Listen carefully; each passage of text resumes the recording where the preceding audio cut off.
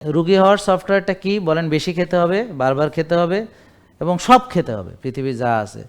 কোনটা হালাল কোনটা হারাম, মানে হালাল হারামের পার্থক্যটা মানুষ বোঝে ঠিকই, কিন্তু হালাল রুজির বিষয়টা অনেকে বোঝে না। আর তৈয়বা তো বোঝেই না।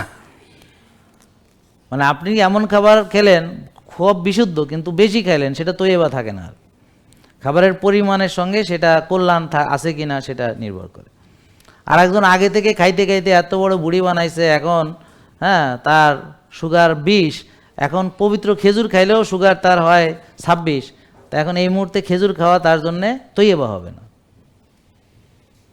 আর খাইয়ে খেয়ে এত মোড়া হয়েছে, এখন আরও খাওয়া তার জন্য তৈয়বা হবে না। সে ভালো খাক খারাপ খাক সেটা বিষয় না, নাকি বুঝেন নাই? তার জন্য রোজা রাখা তৈয়বা হবে, না খেয়ে থাকা।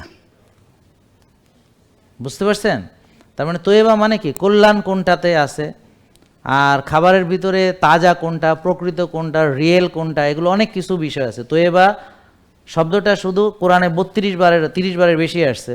এবং তৈয়বা মানে শুধু খাবারের ক্ষেত্রে না, যে কোনো কাজে তৈয়বা মানে হলো সে এমন একটা কাজ সুচারুভাবে, ধরেন নামাজে কীভাবে তৈয়বা হবে, যে খুজু মনোযোগ পূর্ণাঙ্গ দিয়ে সেভাবে আল্লাহ যেভাবে বলেছেন। বুঝতে পারছেন?